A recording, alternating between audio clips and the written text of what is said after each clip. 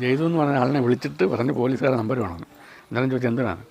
അന്നേരം പറഞ്ഞ് ഞാൻ ഇവരെ വെട്ടിയിട്ടേക്കുക പറയാനാണ്. പ്രിയമുള്ളവരെ നമസ്കാരം. കേരളം കൊലപാതകങ്ങളുടെ നാടായി മാറിയു. അടിക്കടി കൊലപാതകങ്ങളുടെ വാർത്തയാണ് നമ്മൾ കേട്ടുകൊണ്ടേയിരിക്കുന്നത്. ഇന്നലെ രാത്രി 11:30 പത്തനംതിട്ട കൂടൽ പഴയണിപ്പാറയിൽ ബൈജു തൻ്റെ ഭാര്യയെയും സുഹൃത്തായ വിഷ്ണുവിനെയും അതിക്രൂരമായ രീതിയിൽ വെട്ടി കൊലപ്പെടുത്തിയ ഒരു സംഭവം ഉണ്ടായി. ഇതിലേക്ക് നയിച്ച കാരണം സംശയവും ഒരു നേരത്തെ ആവേശമാണെന്നതിൽ യാതൊരു തർക്കവുമല്ല. ഇവർ ഉറ്റ സുഹൃത്തുക്കളാണെന്നും ഇവർ ഡെയിലി പണിക്ക് പോകുന്ന ഒരു വാഹനത്തിലാകുകയും ഇന്നലെ തന്നെ പണിക്ക് പോയത് ഒരു ബൈക്കിലാണെന്നും ഒരു പാത്രത്തിൽ നിന്ന് കഴിച്ച ശേഷം ഇന്നലെ രാത്രി ഒരുമിച്ച് വീട്ടിൽ വരുന്നൊരു സാഹചര്യമുണ്ടായി. ബൈജുവിൻ്റെ വീടിൻ്റെ തൊട്ടടുത്തായിട്ടാണ് വിഷ്ണു വാടകയ്ക്ക് താമസിക്കുന്നത്. എൻ്റെ ഈ പിറകിൽ കാണുന്ന വീട്ടിൽ വെച്ചാണ് ഈ ദാരുണമായ സംഭവം ഉണ്ടായത്.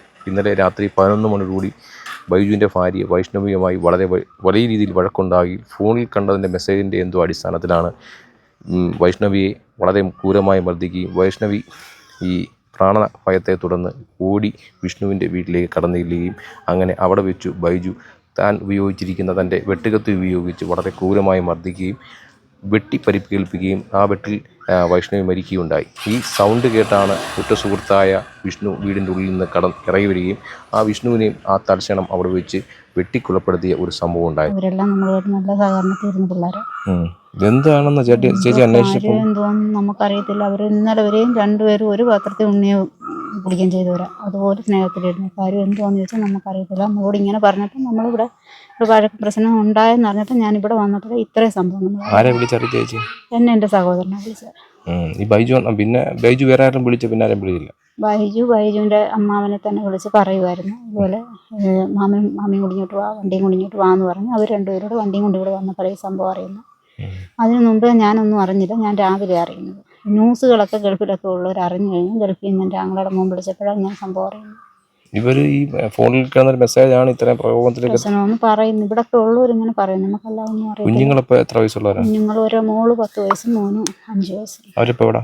അവർ ഈ വൈഷ്ണയുടെ അമ്മ കൊണ്ടുപോയി. അവരച്ഛനും അമ്മയും രാത്രി വന്മാർ വിളിച്ചപ്പം ഫോണിനകത്ത് മെസ്സേജോ ഏതാണ്ട് കണ്ടെന്നൊക്കെ ഇങ്ങനെ പറയുന്നു. നമുക്ക് കറക്റ്റ് കാര്യങ്ങൾ അറിയത്തില്ല. അവൾക്ക് ഫോണിൽ വിളിച്ചാൽ കിട്ടത്തുമില്ലായിരുന്നു. അവിടെ ഫോണിൽ ചിലപ്പോഴൊക്കെ വിളിച്ചാൽ കിട്ടത്തുണ്ടായിരുന്നു. ഇനി ഇത് കാര്യം എന്തുവാന്ന് കറക്റ്റ് കാര്യങ്ങൾ ഇവിടൊക്കെ ഉള്ളവർ ചോദിച്ചാൽ ഇന്നലെ ഇവർ ഒരുമിച്ച് പണിക്ക് പോയെന്ന് പറഞ്ഞു. ഒന്നിച്ച പണിക്ക് പോയത് കുഞ്ഞിലെ സുഹൃത്തുക്കളാണെന്ന് പറഞ്ഞു. ഇവർ സുഹൃത്തുക്കളാ. ഒരു വലിയ കാര്യമായിട്ട് ഇവരെല്ലാം ഒരു വീട് പോലെ കഴിഞ്ഞതാ. അവൻ്റെ അമ്മയും ഇവരും എല്ലായിട്ട് വരികയും പോവുകയൊക്കെ ചെയ്യുന്നതാ. എപ്പോഴും ഒരു കഴിഞ്ഞ ആഴ്ച മൊത്തം ഇവർക്ക് പനിയായിരുന്നപ്പോൾ അവരമ്മയെ നോക്കിയത് എടുത്തതുമല്ല. ഈ സൗണ്ട് ഇന്നലെ കേട്ടെന്ന് പറയുമ്പോൾ ഈ പട്ടി ആരെങ്കിലും മനുഷ്യൻ്റെ സ്വര കേൾക്കുമ്പോൾ പട്ടിക്ക് പ്രത്യേക പരിപാടിയാണ്. അങ്ങനെ ഞാൻ ഉറങ്ങി കിടക്കുമായിരുന്നു. ഒരു 12 മണിയാവാറായിരുന്നു. പട്ടി കിടന്ന് പഠിക്കുന്ന എന്താണെന്നുള്ള ഞാൻ ജീവിച്ച് നോക്കിയപ്പോൾ ഭയങ്കര വിളിച്ചു പോക്കും. അന്നേരം മോനകത്ത് കിടന്നു. അവൻ ഇവിടെ വന്നു. ഞാൻ ചോദിച്ചു എന്തുവാണെന്ന് അറിയാൻ ഭയങ്കര വിളിച്ചു പോക്കും. എന്തുവാണെന്ന് അറിയാൻ വയ്യാന്ന് പറഞ്ഞു. രാവിലെ അങ്ങോട്ട് ഇറങ്ങിയപ്പോൾ എന്നോട് പറഞ്ഞാൽ കാലും ഒന്നും വയ്യാണ്ട് ഇറങ്ങി പോകണ്ടെന്ന് പറഞ്ഞു. ഞാൻ പിന്നെ അങ്ങോട്ട് പോയില്ല. അതിനെ പറ്റി ഒന്നും അറിയാൻ പിന്നെ ഈ സംഭവം അറിയുന്നില്ല. പിന്നെ അത് കഴിഞ്ഞ് ഇവിടെ നിൽക്കുമ്പം തന്നെ ഒരു 12-20 ആവും. അന്നേരം പിന്നെ വണ്ടി ആംബുലൻസ് വരുന്നു. അതിന് അത് ആംബുലൻസ് അന്ന് മുമ്പേ വന്ന് എന്താണെന്ന് എനിക്ക് അത്ര വ്യക്തമാണ്. എന്നാൽ അതിന് പുറകെ ജീപ്പും പോലീസും ഉണ്ടായിരുന്നു. എമർജൻസി വേണമെന്ന് പറഞ്ഞു. അപ്പോൾ മോൻ വെട്ടാൻ പോകുന്ന ഈ കൊണ്ടുവന്ന ആ ലൈറ്റ് അവൻ എടുത്തുകൊണ്ട് പോയി കൊടുത്തു. അത് കഴിഞ്ഞ് പിന്നെ ഞാൻ നേരെ ഇവിടെ ഇപ്പോണ്ട്. അതെല്ലാം എഴുത്തെല്ലാം കഴിഞ്ഞാൽ പിന്നെ ഒത്തിരി കഴിഞ്ഞാൽ പിന്നെ അവർ ലൈറ്റിങ് തിരിച്ചു കൊടുത്ത് അവർ പോയത്. എൻ്റെ മോൻ്റെ കൂടാണ് മോള് പഠിക്കുന്നത്. കൊച്ചിൻ്റെ ഒരിക്കലും വിശ്വസിക്കാൻ നമുക്ക് ഉൾക്കൊള്ളാൻ പറ്റുന്നില്ല. ഫോണിൻ്റെ ഉപയോഗം നമ്മളെ പലതും സംഭവിക്കുന്നുണ്ട്. പിന്നെ തീർച്ചയായിട്ടും. പക്ഷേ പെങ്കൊച്ചെന്ന് വെച്ചാൽ എല്ലാവർക്കും പരോപകാരിയാണ്. ചെറുക്കനെ പറ്റി ഇഷ്ടംപോലെ അന്വേഷിച്ച് കൊടുക്കുന്ന ചെറുക്കനാണ്. ഒരു ദുശീലങ്ങൾ നമ്മൾ പറയാനില്ല നമ്മുടെ അറിവിൽ. ബൈജുവിനെ പറ്റി ഭാര്യയും ചേർത്തി വിട്ടിട്ടുണ്ടായിരുന്നു. അവരുടെ മോള് 8:45 മോളും വരുമാനം പോയി വർക്കലയ്ക്ക്. അവരങ്ങനെ നിന്ന് ഫോൺ വിളിക്കുന്നു. വിട്ട് കയറി കിടക്കാൻ പറഞ്ഞ് അവർ വിട്ടിരിക്കുകയാണ്. അന്ന് അവർ ഫോൺ ചെയ്ത് ഇവരകത്തോട്ട് കയറുകയും ഈ പ്രതിയുടെ മരിച്ച ആളുടെ അമ്മ ഓടിക്ക് ഇവിടെ വന്ന് എൻ്റെ മോനെ വെട്ടിയിട്ടേക്കെന്നും പറഞ്ഞിട്ടുണ്ട്. അങ്ങനെ അന്നേരം ഞങ്ങളറിയുന്നു. നല്ല ബന്ധമായിരുന്നു. രാവിലെ എന്തോ അറിയത്തില്ല, ആൾക്കാരെ വിളിച്ച് 3-4 പേര് ഉടനെ വന്ന് അവരെ പോയി നോക്കി. ജയ്തു എന്ന് പറഞ്ഞ ആളിനെ വിളിച്ചിട്ട് പറഞ്ഞ് പോലീസുകാരുടെ നമ്പർ വേണമെന്ന്. അന്നേരം ചോദിച്ചാൽ എന്തിനാണ്? അന്നേരം പറഞ്ഞ് ഞാൻ ഇവരെ വെട്ടിയിട്ടേക്കുക പറയാനാണ്. അന്നേരം നമ്പർ കൊടുത്തില്ല. അവനും 3-4 പേർ ഓടി വന്നിവിടെ വന്ന് ഇത് കണ്ടിട്ടുടനെ പോലീസിനെ വിളിച്ച് പോലീസിന് ആംബുലൻസ് കൊണ്ടുപോകുമായിരുന്നു.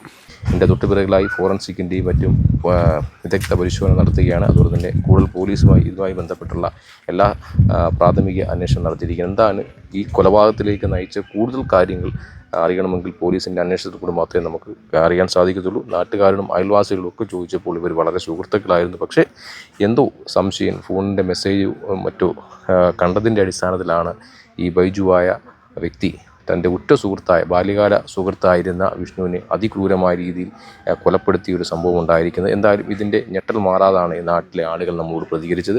വിഷ്ണുവിൻ്റെ വീട് പണി നടക്കുന്നതിനാൽ ഈ ബൈജുവിൻ്റെ വീടിൻ്റെ തൊട്ടടുത്തായിട്ടായി വാടക താമസിക്കുകയാണ്. വിഷ്ണുവിന് അമ്മയും പെങ്ങളും മാത്രമാണുള്ളത്. പെങ്ങളെ കെട്ടിച്ചയച്ചു. ബൈജുവിനും ഒരു പെങ്ങൾ മാത്രമാണുള്ളത്. ബൈജുവിനും വൈഷ്ണവിക്കും 2 കുട്ടികളാണുള്ളത്. 9ഉം 4ഉം വയസ്സ് മാത്രമുള്ള 2 പിഞ്ചു കുഞ്ഞുങ്ങളാണുള്ളത്. ഒരു നിമിഷത്തെ ആവേശമാണ് ഈ ഒരു കൊലപാതകത്തിലേക്ക് നയിച്ചതെന്ന് യാതൊരു തർക്കവുമില്ല. നമ്മുടെ നാട്ടിൽ മദ്യത്തിൻ്റെയും മയക്കുമരുന്നിൻ്റെയും ഉപയോഗം കാരണം നിരവധിയായ കൊലപാതകങ്ങൾ നമ്മൾ ഡെയിലി കണ്ടുകൊണ്ടിരിക്കുകയാണ്. അതിൻ്റെ കൂടി അടിസ്ഥാനത്തിൽ മദ്യവും മയക്കുമരുന്നും മാത്രമല്ല, സ്മാർട്ട് ഫോണുകളും വാട്സാപ്പും സോഷ്യൽ മീഡിയയും ഒക്കെ മനുഷ്യൻ്റെ കൊലപാതകത്തിലേക്കും മറ്റു രീതിയിലേക്ക് നയിക്കുന്നു എന്നുള്ള യാതൊരു തർക്കമല്ല. എന്താണ് ഈ സമൂഹം ഇങ്ങനെ ആവുന്നതെന്ന് നമുക്ക് വളരെയധികം ചിന്തിക്കുന്നുണ്ട്. കൊലപാതകങ്ങളുടെ ഒരു പരമ്പര തന്നെ കഴിഞ്ഞ കുറേ ദിവസങ്ങളായി നമ്മുടെ നാട്ടിൽ അരങ്ങേറുന്ന ഒരു കാഴ്ചയുണ്ട്. എന്തായാലും ഇതിനൊക്കെ അറുതി വരുത്തുവാൻ പോലീസ് സംവിധാനങ്ങളും നമ്മുടെ നാട്ടുകാരും പൊതുപ്രവർത്തകരും ഒക്കെ വളരെ രീതിയിൽ ചിന്തിക്കുകയും അതിന് വേണ്ട ക്രമീകരണങ്ങളും ബോധവൽക്കരണ ക്ലാസ്സുകളും ഒക്കെ നടത്തേണ്ട ഒരു സ്ഥിതിയിലേക്ക് നമ്മുടെ നാട് മാറുന്ന ഒരവസ്ഥയാണ്. എന്തായാലും ഇത്തരത്തിലുള്ള കൊലപാതകങ്ങൾ ഇനിയും ആവർത്തിക്കാതിരിക്കട്ടെ. നമ്മുടെ നാട് ശാന്തവും സുന്ദരമായി പോകാനുള്ള ഒരു അവസരം നമുക്കെല്ലാം ഒരുമിച്ച് ചേർന്ന് സൃഷ്ടിക്കാമെന്ന് മാത്രം പറഞ്ഞുകൊണ്ട് പടയണിപ്പറയുന്ന ക്യാമറമാൻ സാദിഖിന് ശങ്കറിനൊപ്പം അജിത് പട്ടാഴി, വാർത്ത 24.